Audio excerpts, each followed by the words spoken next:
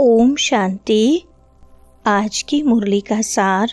मीठे बच्चे, बाप आए हैं तुम्हें ज्ञान का तीसरा नेत्र देने, जिससे तुम सृष्टि के आदि मध्य अंत को जानते हो। प्रश्न है, शेरनी शक्तियाँ ही कौन सी बात हिम्मत के साथ समझा सकती हैं? उत्तर है, दूसरे धर्म वालों को यह बात समझाना है कि बाप कहते हैं तुम अपने को आत्मा समझो, परमात्मा नहीं। आत्मा समझकर बाप को याद करो तो विकर्म विनाश होंगे और तुम मुक्ति धाम में चले जाएंगे। परमात्मा समझने से तुम्हारे विकर्म विनाश नहीं हो सकते।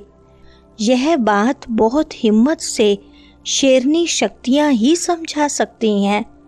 समझाने का भी अभ्यास चाहिए। सुनते हैं मुख्य पॉइंट्स। पहली पॉइंट, तुम कल्प पहले भी ब्राह्मण थे और देवता बने थे। जो बने थे वही फिर बनेंगे। आदि सनातन देवी देवता धर्म के तुम हो।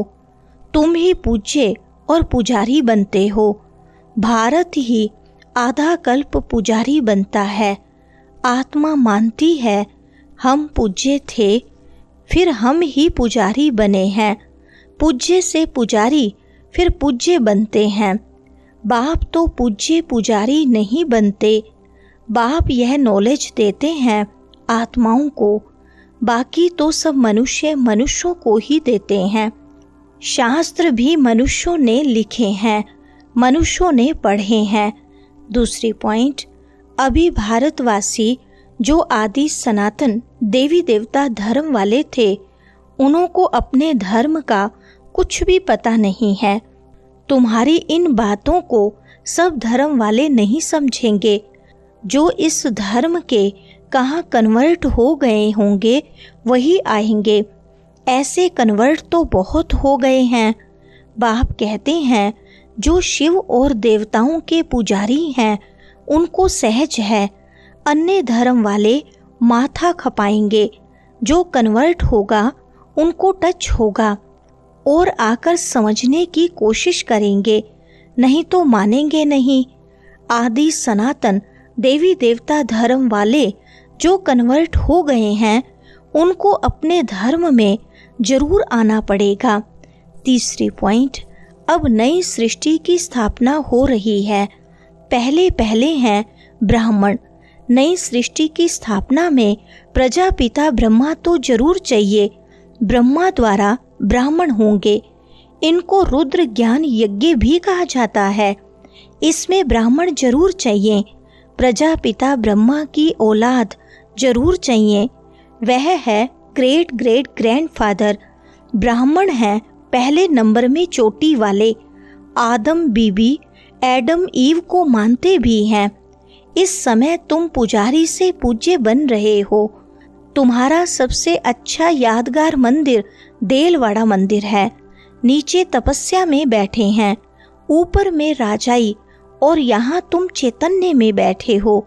चौथी पॉइंट, तुम जानते हो अभी हम राजयोग सीख रहे हैं, फिर नई दुनिया में जाएंगे।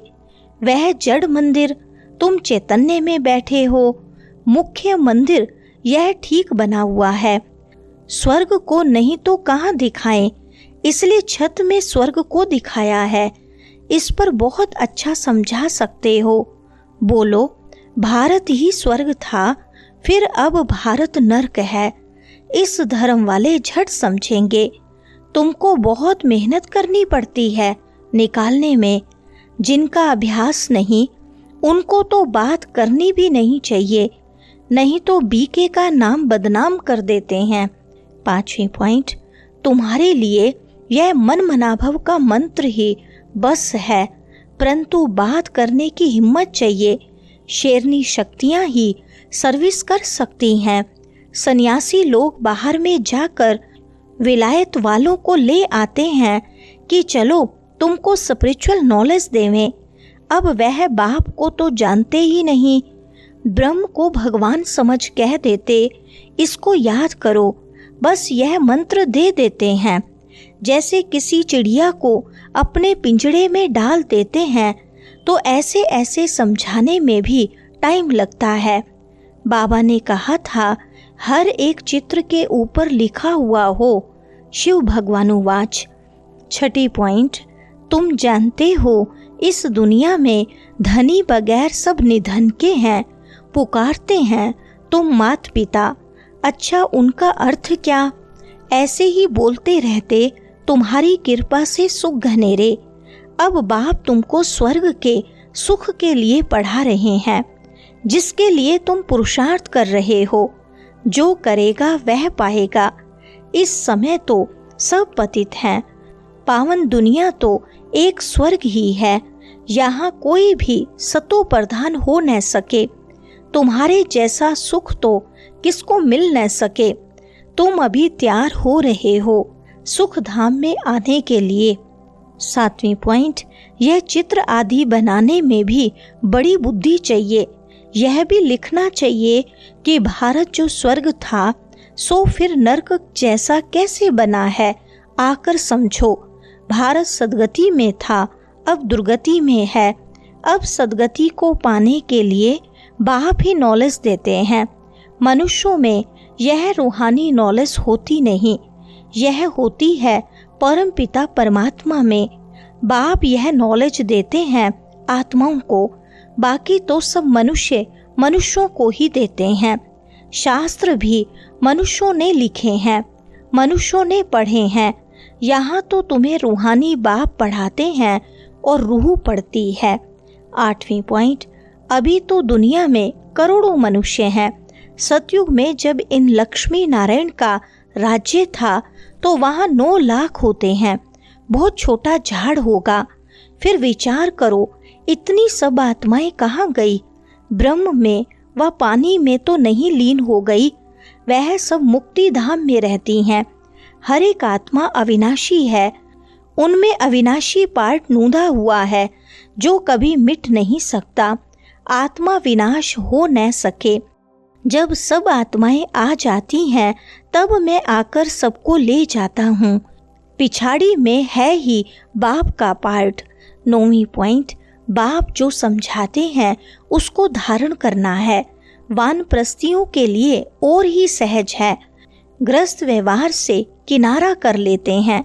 वानप्रस्थ अवस्था 60 वर्ष के बाद होती है। गुरु भी तब करते हैं।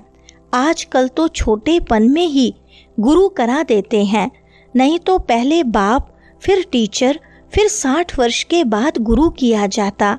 सदगति दाता तो एक ही बाप है। यह अनेक गुरु लोग थोड़ी हैं। यह तो सब पैसे कमाने की युक्तियां हैं। सतगुरु है ही एक, सबकी सदगति करने वाला।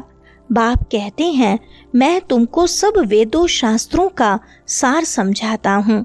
10 पॉइंट, ज्ञान भक्ति, फिर भक्ति का है वैराग्य। जब ज्ञान मिलता है तब ही भक्ति का वैराग्य होता है। इस पुरानी दुनिया से तुमको वैराग्य होता है। बाकी दुनिया को छोड़ कहाँ जाएंगे?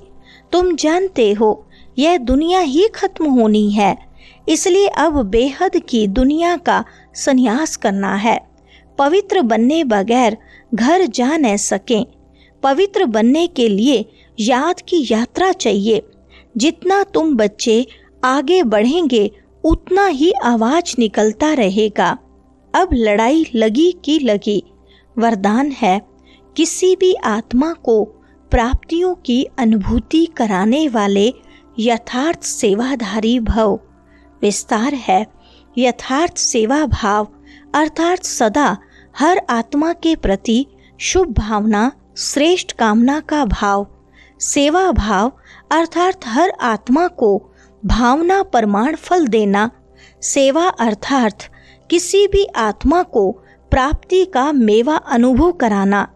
ऐसी सेवा में तपस्या साथ साथ है।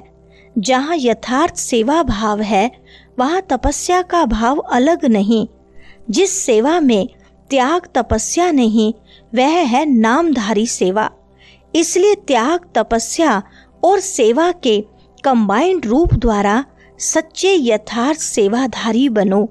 स्लोगन है, नम्रता और धैर्यता का गुण धारण करो तो क्रोध अग्नि भी शांत हो जाएगी। अच्छा, ओम शांति।